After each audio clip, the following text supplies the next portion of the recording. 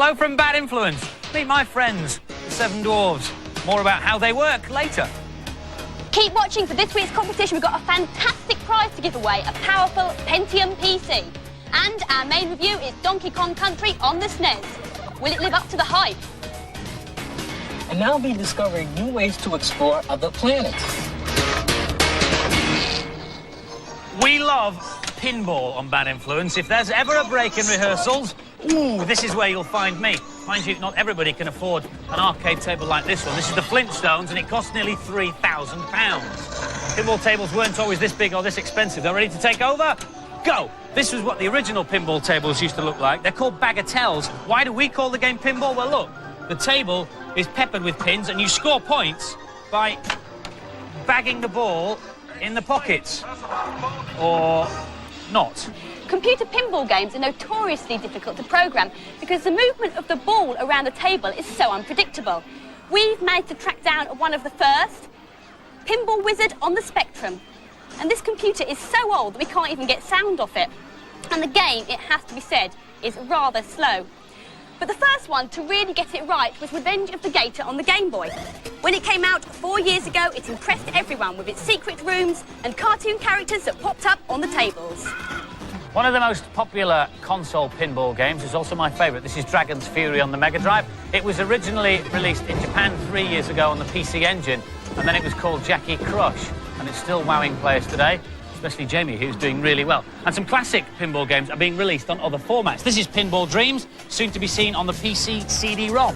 It has the 4 tables from the original Amiga version, plus 4 brand new ones, and a history of pinball crammed onto a single silver disc. And pinball games are going from strength to strength.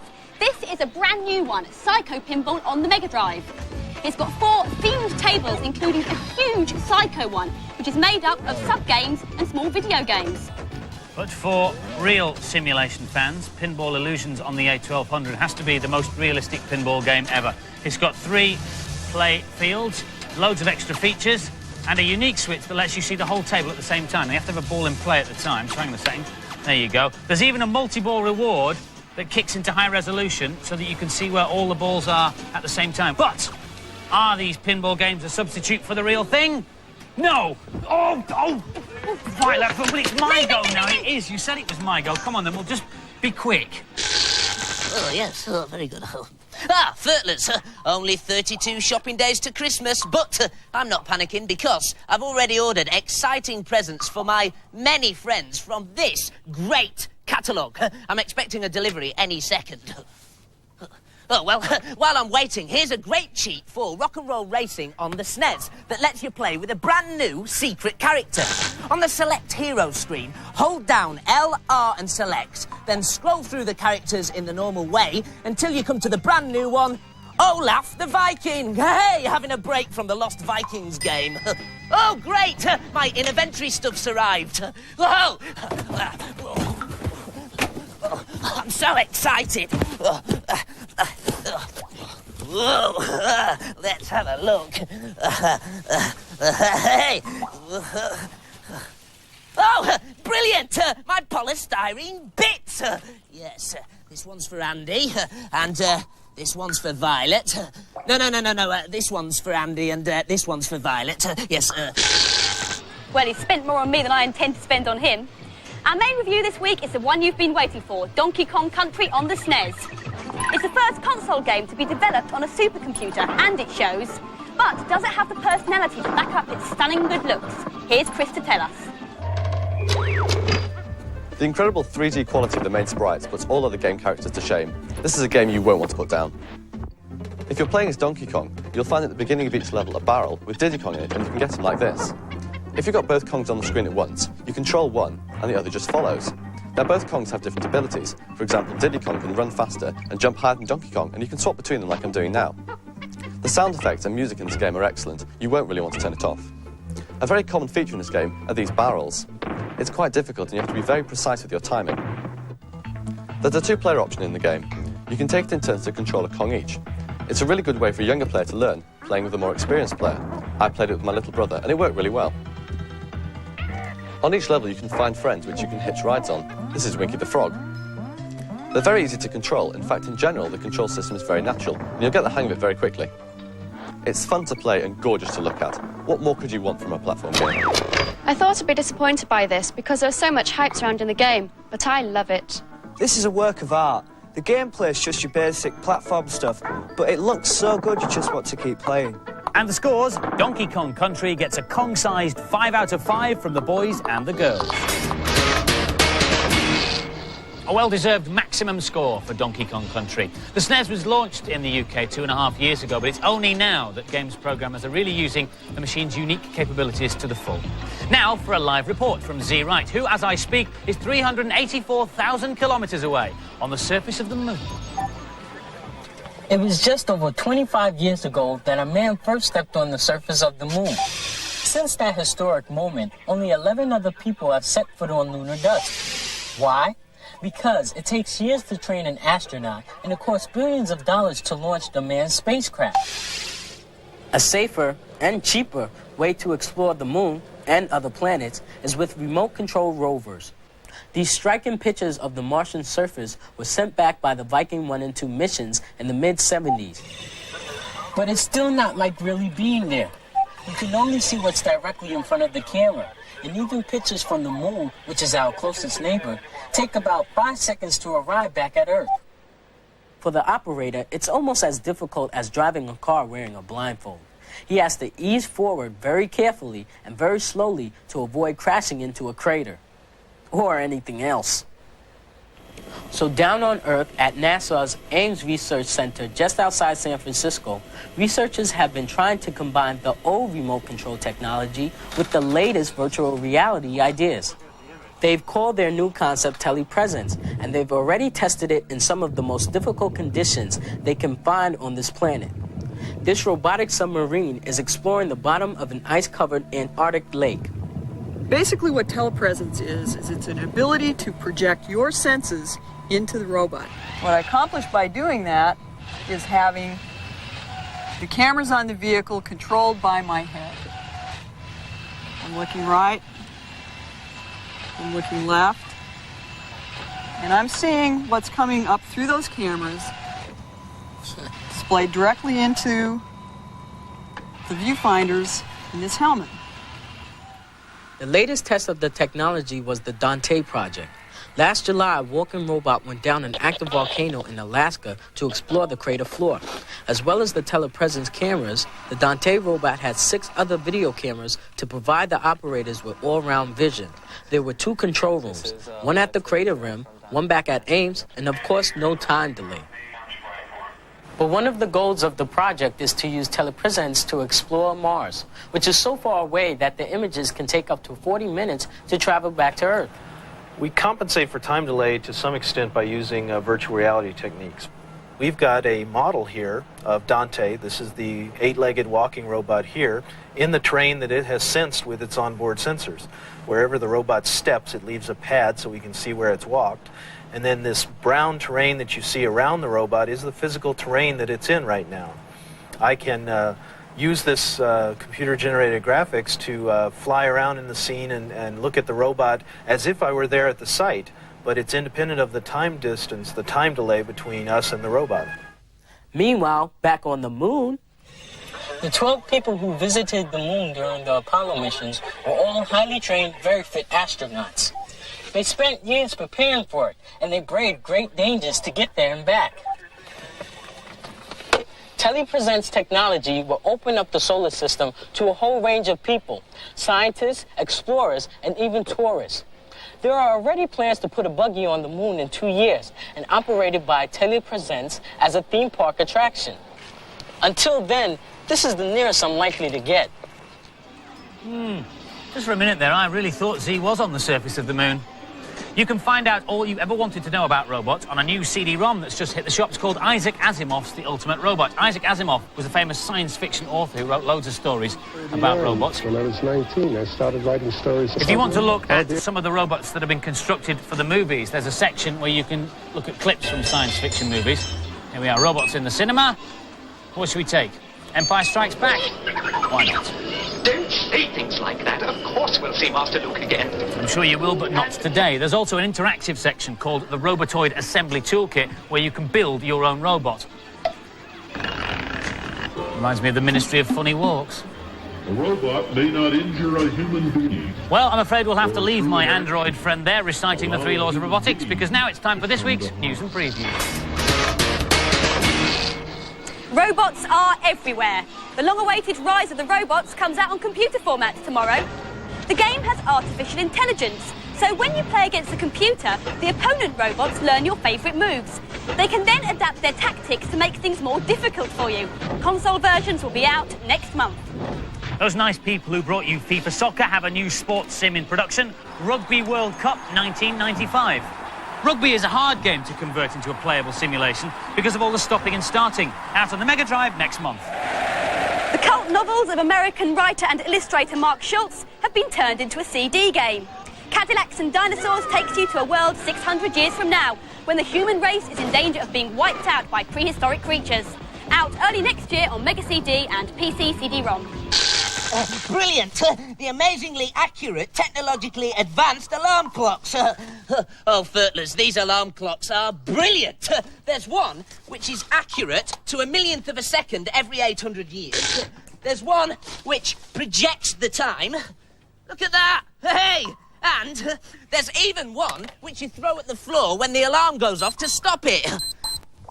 Ah, brilliant! And equally brilliant is this cheat for Fatal Fury on the Mega Drive. On the continue screen, just hold down up A, B and C, then let them all go and repeat the process. And each time you do, you'll get an extra credit. There we go, 9. Oh, must have accidentally set the alarm. Oh, no, the wrong one. Oh, dear. I know. I'll give it to Violet and tell her it's a build-it-yourself alarm clock kit. Thing is, she'll believe him as well. Meet Doc. Doc is a very stupid robot. Stupid because he's been programmed to do one thing and one thing only. That is to play follow my leader, a bit like a duckling, as have all these guys down here.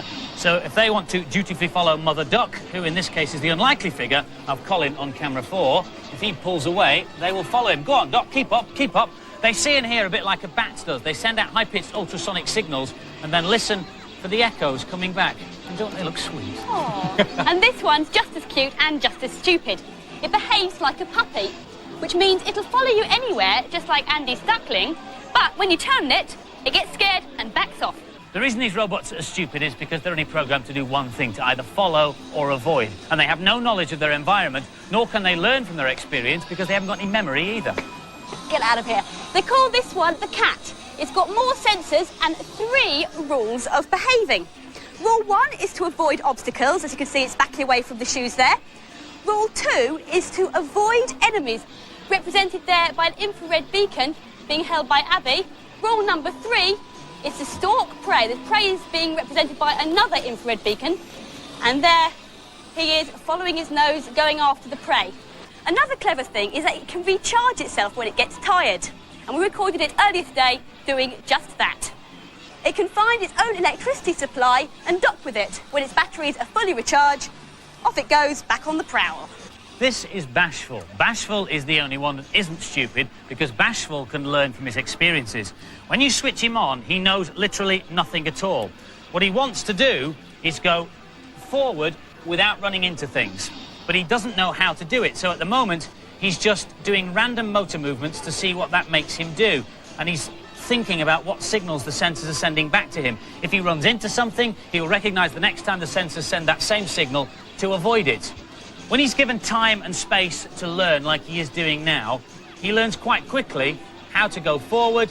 But if we're cruel to Bashful, let me switch him off so he forgets everything he's learned. And guys, all come in a big tight circle.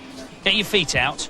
And we put Bashful down and switch him on again. If he learns in this hostile environment, you see, he behaves really spasmodically and erratically because he can't learn because there's no space for him. Now, if we all step back together, now, you see, he's still behaving in that erratic manner. He still hasn't yet learnt how to go forward. This is because, really, he needs the wide open spaces. He needs sort of freedom to learn and develop and sort of Although evolve they may seem as a crude, robot. these robots are among the most intelligent ever made. They've been designed at Reading University to test out ideas that will lead to the R2-D2 and C-3PO of the future. Without a stabiliser. Yeah, he should thank be you, told Andy. he can I come think in we for get his the tea message. before 6:30. And now for some more games reviews. Magic Carpet is the first PC game we've ever reviewed on Bad Influence. The game is a flight sim, arcade shoot-'em-up and strategy game all rolled into one. You're one of 8 wizards vying to take control of a world filled with strange mythical beasts. Your challenge is to collect special energy called mana, and your weapons are powerful magic spells. And, unlike most flight sims, however hard you try, you can never crash the carpet. Here's Adam. We just don't have time in a review this short to do justice to a game that's this big, but believe me, it is really good. The minimum you need to run this game is a 486 PC with 4 megabytes of memory, but to really get the best out of it, you need a beast PC. When you first start the game, you don't have any spells, which is a bad thing if you're a wizard, so you've got to collect them from red urns, which are scattered about the landscape. When you pick one up, the icon on the top right tells you what you've got. This one lets you build your castle. You might think that Paul Daniels has got some magic spells. He hasn't. With a bit of power on this game, you can have meteor storms. A bit more, you can create your very own earthquakes. And you can have your very own army of skeletons for when the killing gets too much for even a wizard of your stature to handle. This is a really good game, very original, but to play it properly, you need a lot of time and a lot of money. This is simply stunning. It's quite a hard game to get into, though, because the story is rather complicated. This is the first flight sim I've ever been bothered to play. It's a really nice-looking game with some brilliant ideas. The boys and the girls agree. Magic Carpet gets a great game if you can afford it. 5 out of 5. Vortex is the latest game to use the SNES Super FX chip. The worlds are all in 3D, so you can move in any direction. Also, you can transform your fighting craft into different battle systems. Here's Aisha. When you first play this game, it takes ages to figure out where you're supposed to be on screen, and then when you do, it's really difficult to control. This is the first level of the game, where you have to fly through space and shoot things that are targeted. It's pretty hard to play this game. It's particularly hard to control, and I didn't find it very playable either. I'm not impressed. It's not a patch on Starwing. I'm not even excited by the graphics as I've seen them all before. I quite like this. It's a simple but effective 3D shoot-'em-up with no pretensions. I don't like this chunky polygon look, and I'm not too crazy about the gameplay either. It's just an average shoot-'em-up. Scores then. Vortex gets an ordinary 3 from the boys and the girls. Oh, brilliant! The relaxing and easy-to-wear massage shorts. Hey, Furtlers, you too can now enjoy the pleasures of a relaxing massage with these rugged yet inconspicuous massage shorts. I'm also wearing the matching massage belt, neck exerciser and head vibrator. I can't wait to try them out. But first, today's last cheat for Micro Machines on the Game Gear. Race backwards on the first lap on the breakfast table course. And then after one lap, you'll hear a tone that confirms the cheats worked. You'll now end up in first position after every race, regardless of where you actually finish. And now, time for my relaxing and enervating, but discreet and inconspicuous massage. Massage shorts. Whoa. Massage belt. Whoa. Neck exerciser. Whoa. Head vibrator. Whoa. Way. Whoa. Whoa. Whoa. Whoa. That's what I call good vibrations. Last week's competition prize was a SNES and a copy of Street Racer. We asked you which Formula 1 Grand Prix is raced around the streets of a European city rather than a racetrack. And the answer, as 17,000 of you phoned in, is the Monaco Grand Prix, which is held every year in Monte Carlo. And the winner, as randomly selected by the Bad Influence computer, is Craig Richards from Derbyshire. Well done. 10 runners-up get Bad Influence Better Than Sleep t-shirts. This week's prize is this state-of-the-art, astronomically fast Pentium PC with Magic Carpet. I kid you not. And the competition question is, not including Z, how many people have walked on the moon? If you think you know, you can give us a call with your answer on 0891 555 999, 0891 555 999. Call will cost you no more than 25p. Lines stay open until midnight on Monday, but do please get permission from whoever pays the bill before you dial, because you can't win if you don't ask permission, and we always check, don't we? We do. We do. And next week we'll be looking at some software that lets you make your own animated 3D Magic Eye pictures, and here's one to practice with. See ya. Bye-bye. Right, now what have you to do? Look through it. Yeah, and kind of focus in the middle, I think. Oh, I see. You have to focus. No, you don't focus, and then you do focus. No, you look focus. through it, and then it comes into and it's Nam.